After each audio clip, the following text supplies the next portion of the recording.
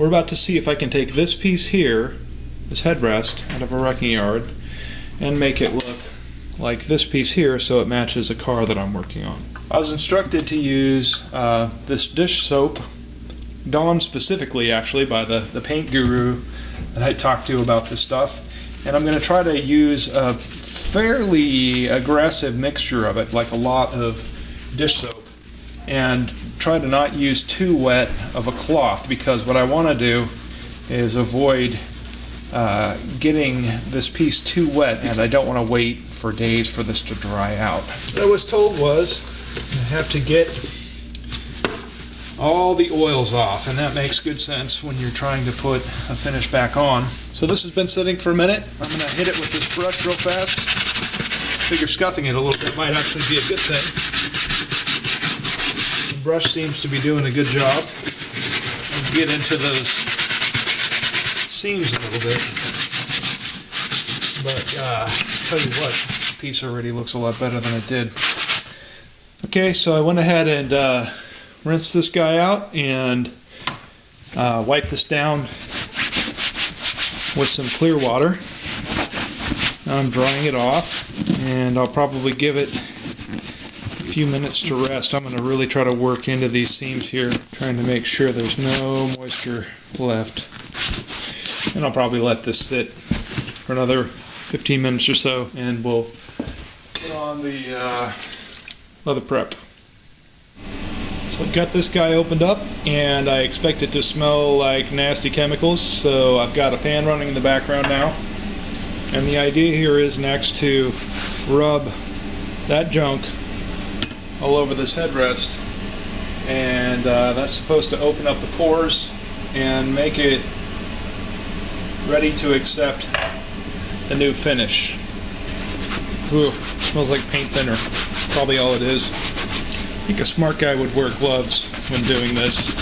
So at this point, I'm supposed to let this set for about 30 minutes, and I'm going to go do something else and come back and tape it up and put a coat on this and see what happens. Alright, I'm going to shake up this can of SEM Color Coat and take it outside and give it a spray. So I'm not being super careful about it, but I did tape up the zipper a little bit. The tape's just kind of sitting on top of the zipper, and I think that's actually a good thing. I don't really care too much if a little bit of paint gets on that, because the headrest will sit down in the car like this, and you know, kind of who cares. So probably a good idea to get in the hard to get at bits first. I was advised to coat lightly, so I'm attempting to comply. Really look like a lot of colors coming out, frankly. Again, just working to try to get into the bits that are going to be hard to get at. And try to get some even coats on the flat surfaces. And not doing a great job of it, frankly. You're drying out fairly well, so I'm just going to go ahead and hit it again before I take it in. My guess is that I will end up using a lot of material on this. So this is after the first coat. Kind of taking a lot to cover, but you can see that it's not cracking.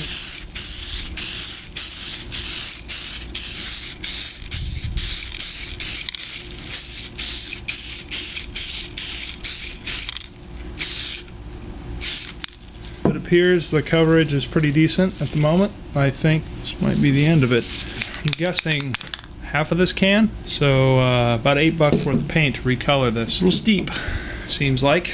I'm going to move it inside and we'll see how this looks when it dries. So the SEM Classic Coat did a pretty good job. Here's the original, and here's the one that was just refinished. I went ahead and put a fourth coat on it. The finish smoothed out tremendously, and the leather looks really good. Again, the color match is pretty close. You know, this one still feels nice. It's not wrinkling. Again, the only concern I have would be coverage, but I'd have to call this a big success. $5 headrest from the wrecking yard. I don't know what it was, $14, $13 can of paint. A lot cheaper than having one made. That's all there is to it.